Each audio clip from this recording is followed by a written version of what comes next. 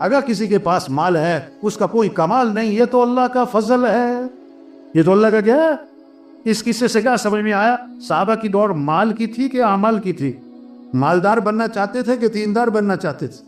بھائی یہ محنت ہو رہی، سب میں اعمال کا شوق آ جائے۔ گھروں کی آبادی چیزوں سے نہیں ہے، گھروں کی آبادی مال سے نہیں ہے، زیور فرنیچر سے نہیں ہے، ٹائل پتھر سے نہیں ہے، گھروں کی آبادی اعمال سے ہے، اعمال سے ہے، عمل سے ہے۔ ویران گھر وہ نہیں ہیں جن گھروں میں مال نہیں اور چیزیں نہیں، ویران گھر وہ ہیں جس گھر میں اعمال نہیں۔ صحابہ کے گھر چیزوں سے خالی تھے اور اعمال سے، بولو بھائی، بھرے ہوئے تھے۔ آج گھر چیزوں سے بھرتے جا رہے اور اعمال سے کیا ہو رہے؟ اعمال سے کیا ہو رہے؟ گھروں میں جو رحمتیں آئیں گی، گھروں میں جو برکتیں آئیں گی، گھروں میں جو خیریں آئیں گی، وہ مال کی بنیاد پر نہیں، چیزوں کی بنیاد پر نہیں، بلکہ گھروں میں برکتیں رحمتیں اعمال کی بنیاد پر آئیں گی۔ گھروں میں نماز کی فضا ہو، میں قرآن کی فضا ہو، میں ذکر کی فضا ہو، گھروں میں دعاؤں کی فضا ہو، گھروں میں سجدوں کی فضا ہو، گھروں میں رکوع کی فضا ہو، گھروں میں یہ اعمال ہوں، گھروں میں رحمتیں آئیں گی، گھروں میں برکتیں آئیں گی، گھروں میں خیریں آئیں گی، گھروں سے شر ختم ہوگا، فتنے ختم ہوں گے، نفس اور کیا ہے شیطانی اثرات گھروں سے ختم ہوں گے اور نحوستیں ختم ہوں گی۔ اگر گھروں میں اعمال زندہ ہو جائیں، اعمال زندہ ہو جائیں، گھر کا ہر فرد قرآن پڑھے، گھر کا ہر فرد قرآن پڑھے، 1 سپارہ 2 سپارے 3 سپارے، اماں قرآن پڑھے، بیٹا قرآن پڑھے، بھائی قرآن پڑھے، بچیاں قرآن پڑھے، شوق ہو۔ ایک صحابی رضی اللہ عنہ نے رات کو قرآن پڑھنا شروع کیا، ان کا گھوڑا بدکنے لگا، وہ قرآن پڑھے تو گھوڑا بدکے، وہ قرآن پڑھے تو گھوڑا بدکے۔ بیٹا ساتھ سو رہا، ڈر لگا کہ گھوڑے کا پاؤں بیٹے پر نہ آ جائے۔ جب سلام پھیرا کہ گھوڑا کیوں بدک رہا ہے، دیکھا تو آسمان پر ایک نور ہے سفید بادل کی طرح اور آسمان کی طرف اٹھتا چلا گیا۔ اب یہ کیا ہے؟ پتہ نہیں کیا ہے۔ آپ کی خدمت میں حاضر ہوئے، سارا قصہ سنا کر دریافت کیا کہ اللہ کے رسول یہ کیا تھا آسمان پہ؟ آپ نے فرمایا یہ آسمان سے فرشتے اترے تھے تمہارا قرآن سننے کے لیے، اگر تم صبح تک پڑھتے رہتے تو آج ساری دنیا فرشتوں کو دیکھ لیتی۔ ہاں، آپ صلی اللہ علیہ وسلم نے فرمایا جس گھر میں سورہ بقرہ پڑھی جاتی ہے شیطان اس گھر سے بھاگ جاتا ہے، چلا نہیں جاتا، بھاگ جاتا ہے۔ ہاں، قرآن کا شوق۔ ایک آگے کہنے لگا کہ مولانا صاحب بڑی پریشانی ہے، کوئی وظیفہ تو بتاؤ۔ اس سے کافی آپ روزانہ قرآن پاک کی تلاوت اہتمام سے کیا کرے، روزانہ قرآن پاک کی تلاوت اہتمام سے کیا کریں۔ کیا لگا ہاں قرآن بڑی اچھی بات ہے، لیکن کوئی وظیفہ تو بتاؤ۔ کیا ہے کوئی وظیفہ تو؟ ارے قرآن کا شوق پیدا ہو، ذکر کا شوق پیدا ہو۔ الا بذکر اللہ تطمئن القلوب، کان کھول کے سنو کہ دلوں کا اطمینان کس میں ہے؟ اللہ کی یاد میں۔ دلوں کا اطمینان کس میں بھائی؟ اللہ کی۔ ہاں، آپ صلی اللہ علیہ وسلم نے فرمایا جو 100 مرتبہ پڑھے لا الہ الا اللہ، کتنی مرتبہ؟ 100 مرتبہ، جب قیامت کے دن اٹھے گا تو اس کا چہرہ 14ویں رات کے چاند کی طرح چمک رہا ہوگا۔ واہ واہ۔ آپ صلی اللہ علیہ وسلم نے فرمایا جنت کی چابی لا الہ الا اللہ۔ ایک حدیث میں آتا ہے جنت کی قیمت لا الہ الا اللہ۔ آپ نے فرمایا کوئی گناہ ہو جائے تو فوراً کوئی نیکی کا کام کر لیا کرو صحابہ، تاکہ گناہ کی نوسط دھل جائے۔ صحابہ نے عرض کیا حضور لا الہ الا اللہ، اس کا پڑھنا بھی نیکیوں میں شامل ہے؟ آپ نے فرمایا یہ تو سب سے افضل نیکی ہے، یہ تو سب سے۔ آپ نے فرمایا اپنے ایمان کو تازہ کرتے رہا کرو۔ واہ واہ، جددوا ایمانکم، اپنے ایمان کو تازہ کرتے رہا کرو۔ صحابہ نے عرض کیا حضور ایمان کو کیسے تازہ کریں؟ آپ نے کیا فرمایا لا الہ الا اللہ، اس کو کثرت سے پڑھو، 100 دفعہ نہیں، 200 دفعہ نہیں، کثرت۔ اور علماء نے لکھا ہے جو 300 دفعہ پڑھے گا وہ کثرت میں آ جائے گا۔ بچے، بچیاں، بوڑھے، جوان، ہمارے غریب، ہمارے امیر، ان کے ہاتھوں میں تسبیح ہو اور کیا پڑھ رہے ہوں لا الہ الا اللہ۔ آپ نے فرمایا سبحان اللہ کا ثواب احد پہاڑ سے بھی زیادہ ہے، الحمدللہ اس کا ثواب احد پہاڑ سے بھی زیادہ ہے۔ واہ واہ، یہ کمائی ہے۔ سبحان اللہ، جنت میں درخت لگ گیا، الحمدللہ جنت میں درخت لگ گیا۔ آپ صلی اللہ علیہ وسلم نے فرمایا کیسی خوبصورت حدیث ہے، کمال کے الفاظ ہیں، کلمتانی خفیفتانی علی اللسانی ثقیلتانی فی المیزان حبیبتانی الی الرحمن سبحان اللہ وبحمدہ سبحان اللہ العظیم۔ 2 کلمے ہیں جو زبان پر بہت ہلکے ہیں اور قیامت کے دن ترازو میں بڑے وزنی ہیں اور اللہ کو بڑے محبوب ہیں، وہ کیا ہے؟ سبحان اللہ و بحمدہ سبحان اللہ العظیم، سبحان اللہ و بحمدہ سبحان اللہ العظیم۔ شوق ہو، اس سے اطمینان، اس سے دلوں کو راحت، اس سے دلوں کو سکون، اس سے پریشانیاں ختم ہو، اس سے دل کی پریشانیاں ختم ہو۔ آپ صلی اللہ علیہ وسلم فجر کی نماز کے لیے تشریف لے جا رہے ہیں اور حضرت جویریہ رضی اللہ عنہا مصلی پر بیٹھی ذکر کر رہی ہیں۔ اس کا مطلب کیا ہوا؟ خامن صبح جب فجر میں مسجد میں جائے تو بیوی کہاں پر ہو؟ مصلی پر ہو۔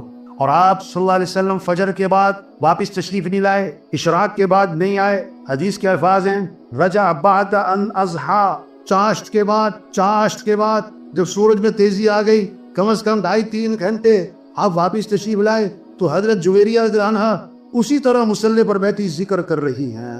آپ نے وضاحت فرمائی، جویریہ میں جب سے گیا ہوں اس وقت سے اب تک تم ذکر کر رہی ہو؟ عرض کیا جی ہاں حضور، اس وقت سے اب تک میں ذکر کر رہی ہوں۔ جب اللہ سے تعلق ہوگا، جب اللہ سے محبت ہوگی، جب اللہ کی عظمت ہوگی، اب زبانوں پر کس کا نام ہوگا؟ اللہ۔ اب ذکر میں لذت، ذکر میں حلاوت، ذکر میں اطمینان، وقت کے گزرنے کا احساس نہیں۔ اب آپ کو پتا تھا کہ اتنا لمبا ذکر ہر مسلمان تو نہ کر سکے گا، آپ نے کام آسان فرمایا کہ جویریہ میں نے تمہارے بعد کیا ہے 4 کلمات 3 مرتبہ کہے، اس کا جو اجر ہے نا تمہارے صبح سے اب تک کے ذکر سے زیادہ ہے۔ کیا؟ سبحان اللہ و بحمدہ عدد خلقہ ورضا نفسہ وزینت عرشہ ومداد کلماتہ، اس کا اجر تمہارے صبح سے اب تک کے ذکر سے کیا ہے؟ زیادہ ہے۔ شوق پیدا ہو ذکر کا، ہاں تلاوت کا۔ آپ صلی اللہ علیہ وسلم نے فرمایا جو 1 مرتبہ درود شریف پڑھے گا اللہ کی 10 رحمتیں اس پر نازل ہوں گی اور 10 گناہ اس کے معاف ہوں گے اور 10 نیکیاں لکھی جائیں گی اور 10 درجے اس کے بلند ہو جائیں گے۔ کتنی کمائی ہو گئی بھائی۔ آپ نے فرمایا روشن رات یعنی جمعرات، روشن دن یعنی جمعے کا دن، اس میں میرے پر درود شریف کثرت سے پڑھا کرو کیونکہ تمہارا درود شریف میرے اوپر پیش کیا جاتا ہے۔ اور آگے عجیب بات فرمائی، خدا جو میرے پر درود بھیجے گا میں اس کے لیے دعا بھی کروں گا، استغفار بھی کروں گا۔ ایک حدیث میں آتا ہے، آپ نے فرمایا جو آدمی میرے پر درود شریف پڑھتا ہے، درود شریف بھیجتا ہے، جب تک وہ درود شریف پڑھتا رہتا ہے اس وقت تک اللہ کے فرشتے اس کے لیے رحمت کی دعا کرتے رہتے ہیں۔ آگے فرمایا اب اس کی مرضی ہے درود شریف تھوڑا پڑھے یا زیادہ پڑھے۔ ایک صحابی آئے، عرض کیا اللہ کے رسول میں نے ذکر کا وقت طے کیا، دعا کا وقت طے کیا، اس میں سے کتنا وقت درود شریف کو دے دوں؟ پھر خود ہی عرض کیا حضور 1/4 وقت درود شریف کو دے دوں؟ فرمایا ٹھیک ہے لیکن درود شریف زیادہ کر لو تو بہتر ہے۔ حضور 1/3 وقت درود شریف کو دے دوں؟ فرمایا ٹھیک ہے لیکن درود شریف زیادہ کر لو تو بہتر ہے۔ حضور آدھا وقت درود شریف کو دے دوں؟ فرمایا ٹھیک ہے لیکن زیادہ کرو تو بہتر ہے۔ حضور میں 2/3 وقت درود شریف کو دے دوں؟ فرمایا ٹھیک ہے لیکن درود شریف اور زیادہ کرو تو بہتر ہے۔ انہوں نے عرض کیا حضور پھر میں ایسا کرتا ہوں میں سارا وقت درود شریف ہی پڑھتا رہوں گا۔ آپ نے فرمایا اذن تکفا ہمک ویغفر ذنبک، اگر تم ایسا کرو گے تمہاری ساری پریشانیاں دور کر دی جائیں گی اور تمہارے سارے گناہوں کو معاف کر دیا جائے گا۔ ہاں یہ شوق پیدا ہو۔ آپ صلی اللہ علیہ وسلم نے فرمایا جو کثرت سے استغفار کرے گا اللہ ہر تنگی سے اسے نکالے گا، پریشانیوں سے بچائے گا، اللہ وہاں سے رزق دے گا جہاں سے وہم و گمان بھی نہیں ہے۔ استغفار پڑھواتا ہے وَمَا كَانَ اللَّهُ لِيُعَذِّبَهُمْ وَأَنْتَ فِيهِمْ وَمَا كَانَ اللَّهُ مُعَذِّبَهُمْ وَهُمْ يَسْتَغْفِرُونَ، جب تک آپ ان میں موجود ہیں ان پر عذاب نہیں آئے گا۔ اگر آپ دنیا سے تشریف لے گئے تو جب تک یہ استغفار کرتے رہیں گے ان پر عذاب نہیں آئے گا۔ ہاں استغفار کی برکت، یہ شوق پیدا ہو۔ آپ صلی اللہ علیہ وسلم نے فرمایا سید الاستغفار یعنی استغفار کا سردار وہ کیا ہے؟ اللہم انت ربی لا الہ الا انت خلقتنی وانا عبدک وانا على عهدك ووعدك ما استطعت اعوذ بك من شر ما صنعت ابوء لك بنعمتك علي وابوء بذنبي فاغفر لي فانه لا يغفر الذنوب الا انت۔ یہ سید الاستغفار ہے، اور میں جو صبح کو 1 مرتبہ پڑھے لیکن دل کے یقین کے ساتھ پڑھ لے، اگر شام تک موت آ گئی تو سیدھا جنت میں جائے گا۔ شام کو پڑھ لیا اور صبح تک موت آ گئی تو سیدھا جنت میں جائے گا۔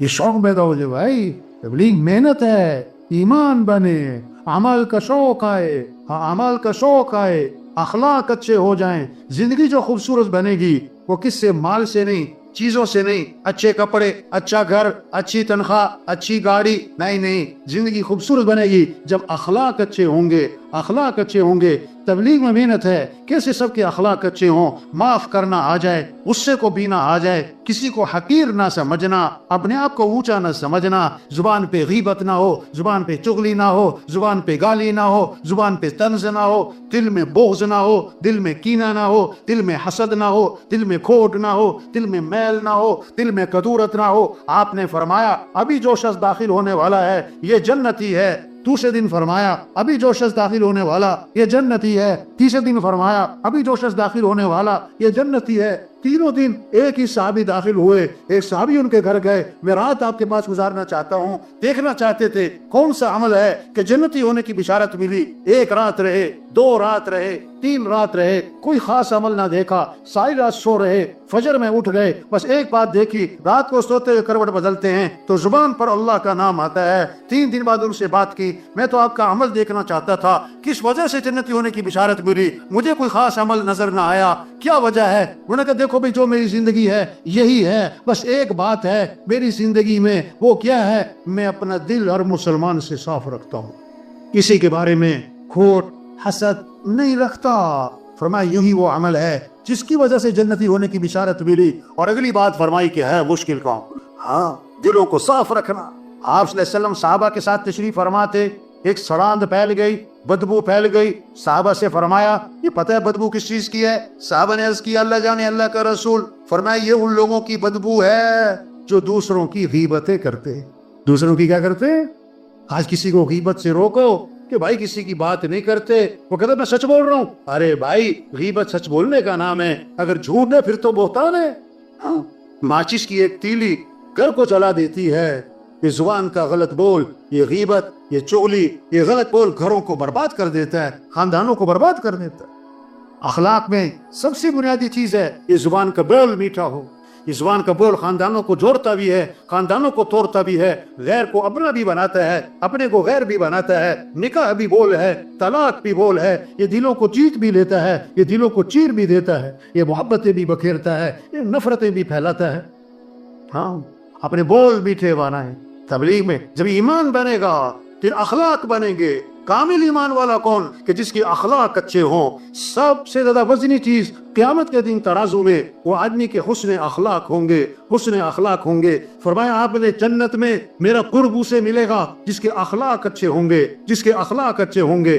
اخلاق کیا ہیں سلمن قطعک جو رشتہ توڑے تم رشتہ جوڑو واعف عمن ظلمک جو ظلم کرے تو اسے معاف کرو احسن الی من اساء الیک جو برائی کرے بدلہ اچھائی سے دے دو آتی من حرمک جو نہیں کھلاتا کہ اسے کھلاؤ جو نہیں پوچھتا کہ اسے پوچھو جو نہیں آتا کہ اس کے بعد جاؤ یہ اخلاق ہے ادفع باللتی ہی احسن فاذا الذی بینک وبینہ عداوۃ کأنہ ولی حمیم برائی کا بدلہ اچھائی سے دے دو کہ دشمن بھی دوست بنے گا آج جھگڑے کیوں ہیں یہ جھگڑے کیوں ہیں توبہ اخلاق بگڑ گئے صبر نہیں برداشت نہیں غصے پہ قابو نہیں ایک صحابی نے عرض کیا حضور مجھے نصیحت فرمائیں فرمایا غصے پہ قابو پاؤ زدنی یا رسول اللہ حضور کچھ اور نصیحت فرمائیں لا تغضب غصے پہ قابو کرو حضور کچھ اور نصیحت فرمائیں فرمایا لا تغضب غصے پہ قابو کرو فردد مرارا فقال لا تغضب بار بار عرض کیا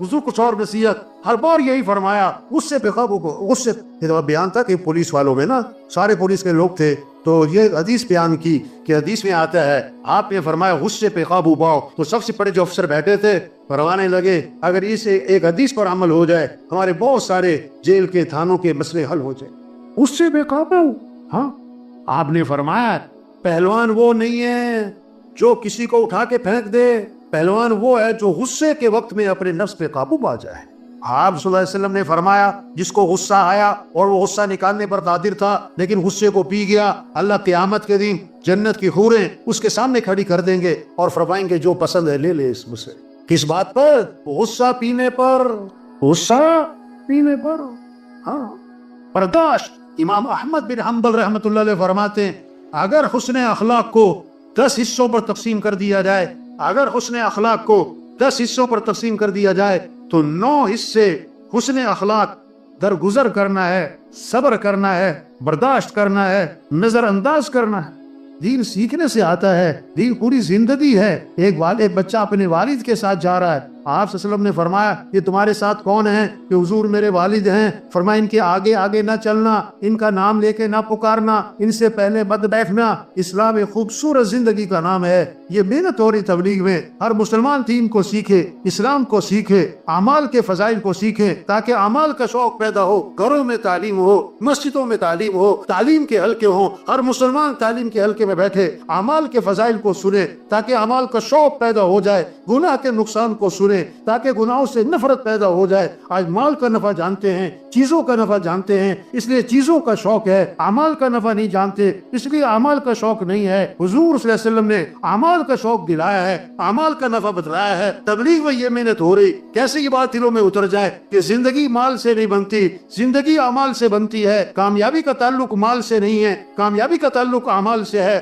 اللہ کی جو مدد ہے مال والوں کے ساتھ نہیں ہے، اللہ کی مدد اعمال والوں کے ساتھ ہے۔ اللہ نے مال سب کو نہیں دیا، اعمال سب کو دیے ہیں۔ ہر آدمی مال والا نہیں بن سکتا، ہر آدمی اعمال والا بن سکتا ہے۔ سرمایہ وہ نہیں ہے جو موت پر چھوٹ جائے، سرمایہ وہ ہے جو موت پر ساتھ جائے۔ مال ساتھ نہیں جائے گا، اعمال ساتھ جائیں گے۔ سرمایہ مال نہیں ہے، سرمایہ اعمال ہے۔ سرمایہ دار مال والا نہیں ہے، سرمایہ دار اعمال والا ہے۔ سرمایہ دار اعمال والا ہے، یہ جس کے پاس اعمال نہیں ہے۔ یہ فقیر کون ہے؟ جس کے پاس مال نہیں؟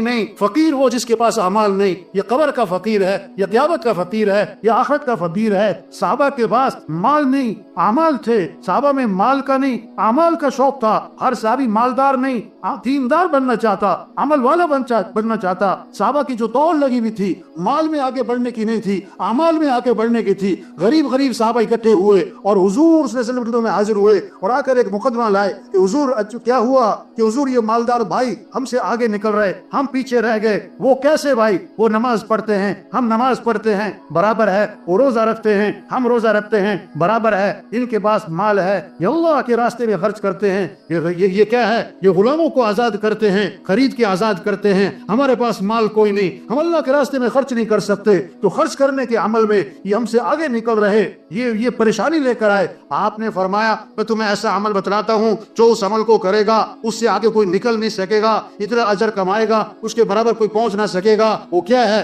فرض نماز کے بعد 33 مرتبہ سبحان اللہ، 33 مرتبہ الحمدللہ، 34 مرتبہ اللہ اکبر جو یہ پڑھے گا اس کے برابر کوئی پہنچ نہیں سکے گا۔ اب غریب صحابہ بڑے خوش ہو گئے، واہ واہ ایسا عمل ہاتھ آ گیا، ہمارے برابر کوئی نہیں پہنچ سکتا۔ اب مسجد میں گئے، نماز پڑھی نا تو بیٹھ گئے، اب جنا تسبیح کر رہے ہیں۔ اب اس زمانے کے جو مالدار تھے انہیں بھی شوق کس کا تھا؟ انہیں بھی شوق کس کا تھا؟ عمل کا۔ انہوں نے پتا کیا کہ یہ سارے بیٹھے کیا کر رہے ہیں، تو انہیں پتہ لگ گیا اس تسبیح کا، تو انہوں نے بھی یہ تسبیح شروع کر دی۔ اب غریب صاحبہ پھر پریشان، دوبارہ آپ کی خدمت میں حاضر ہوئے، آ کے عرض کی اللہ کے رسول وہ تو مالدار بھائیوں کو پتہ لگ گیا اس تسبیح کا، انہوں نے بھی شروع کر دی، وہ تو پھر ہم سے آگے نکل گئے۔ تو آپ نے پتہ کیا فرمایا؟ ذالک فضل اللہ یؤتیہ من یشاء، یہ تو پھر اللہ کا فضل ہے، اللہ جسے چاہے عطا فرمائے۔ ہماری روزمرہ کی توجہ اس چیز میں رہتی ہے کہ گھر بڑا ہو، گاڑی بڑی ہو، بنگلہ بڑا ہو، یہ آسائش ہو، وہ آسائش ہو، لیکن کیا اس میں سکون ہے؟ اس بارے میں ہم نہیں سوچتے۔ ہماری روزمرہ کی توجہ ان چیزوں کو حاصل کرنے میں لگی رہتی ہے، لیکن یہ چیزیں ہمیں سکون نہیں دیتی ہیں۔ سکون اصل میں گھروں میں کسی اور چیز میں ہے۔ آپ دیکھیں ان گھروں میں جو بہت پرسکون ہے، آپ جب ان سے راز دیکھیں گے ان کا، تو اصل میں وہ بڑوں کا احترام کرتے ہیں، ماں باپ کا ادب کرتے ہیں۔ ماں باپ کا ادب بہت ہی بڑی وجہ ہے گھروں میں سکون کی۔ ماں باپ کی عزت کرنا، ان کا احترام کرنا، ان کے پاؤں دبانا، ان کے لیے گفٹس لانا، ان کے کھانے پینے کا احساس کرنا، ان کی ضروریات کا خیال کرنا، یہ ہے وہ چیزیں جو گھروں میں سکون لاتی ہیں، برکت لاتی ہیں، صرف اس دنیا میں نہیں آخرت میں بھی کامیابی کا ذریعہ بنتی ہیں۔ ہمیں گھروں میں سکون ان چیزوں سے نہیں ملتا کہ گھر میں فرنیچر بھرا ہو، بنگلہ بڑا ہو، گاڑی بڑی ہو، یا فلاں فلاں سامانوں سے گھر بھرا ہوا ہو۔ اصل میں سکون اللہ کی یاد میں ہے۔ راتوں کو اپنی نیند سے بیدار ہو کے اللہ کے آگے سر جھکانا، دیکھیں گے آپ کہ کس طرح گھروں میں سکون اور برکت کا ذریعہ بنتا ہے۔ اللہ کے آگے سر جھکانا اصل میں گھروں کی برکت اور سکون کی سب سے بڑی وجہ ہے۔ یہی ہے وہ چیزیں جو دل کا سکون ہے، گھروں کی برکت کا ذریعہ ہیں۔ ہمیں اپنی زندگی کو ان چیزوں سے آراستہ کرنا چاہیے جو کہ واقعی قلبی سکون کا ذریعہ ہیں۔ نماز، روزہ، ماں باپ کی فرما برداری، پڑوسیوں کا احساس، غریبوں و یتیموں کو کھانا کھلانا، فضولیات سے دور رہنا، وقت کا خیال کرنا، وقت پہ نماز پڑھنا، مال اپنا اللہ کی راہ میں خرچ کرنا، دوستوں کے ساتھ اچھا وقت گزارنا، اچھی محفلوں کا چیزیں ہیں جو گھروں میں اور دل میں برکت اور سکون کا ذریعہ بنتی ہیں۔ میرے بھائیوں، ہمیں کوشش کرنی چاہیے کہ ہم ان چیزوں کو اپنائیں جو کہ ہماری زندگی اس دنیا میں اور آخرت میں دونوں کو سنوارتے ہیں۔ تو میرے بھائیوں، ہم عہد کرتے ہیں کہ ہم ان کاموں کو اپنائیں جو کہ ہمارے لیے اصل خوشی کا سبب ہے۔ ہم کوشش کریں کہ ہم اپنی نماز کو پکا کریں، 5 وقت کی نماز اپنی اس کو پکا کریں، 5 وقت کی نماز جماعت کے ساتھ پڑھنے کی کوشش کریں کہ رات کو بھی اٹھیں، اللہ کے آگے سر جھکائیں جب سب سو رہے ہوں، اپنی زبان کو اللہ کے ذکر سے تر رکھیں، اللہ کا شکر ادا کرتے رہیں، اللہ سے کمپلینس نہ کریں بلکہ اللہ سے مانگتے رہیں۔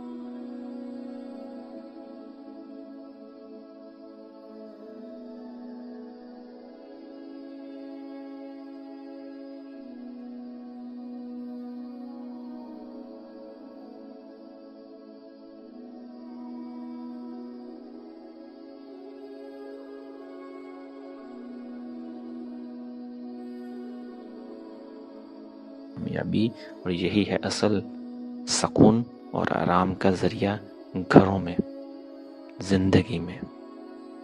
تو میرے بھائیوں، ہم عہد کرتے ہیں آج سے انشاءاللہ کہ ہم اپنی ان چیزوں کو، نماز، روزہ، زکوٰۃ کے ساتھ والدین کی فرما برداری، بیوی بچوں کے ساتھ اچھا سلوک، شوہر کا احترام، ان چیزوں کو اپنی زندگی میں لازم پکڑ لیں۔ تو انشاءاللہ ہم اس چیز کا عہد کرتے ہیں، اس چیز کے لیے اپنی کوشش کرتے ہیں۔ میرے بھائیوں، اس چینل کو بھی سبسکرائب کریں اور آنے والی ویڈیوز کے لیے بیل آئیکن کو ضرور دبائیں تاکہ اگلی آنے والی ویڈیوز ہمارے تک پہنچتی رہیں۔ جب تک کے لیے اللہ حافظ، اللہ ہم سب کا حامی و ناصر ہو، آمین۔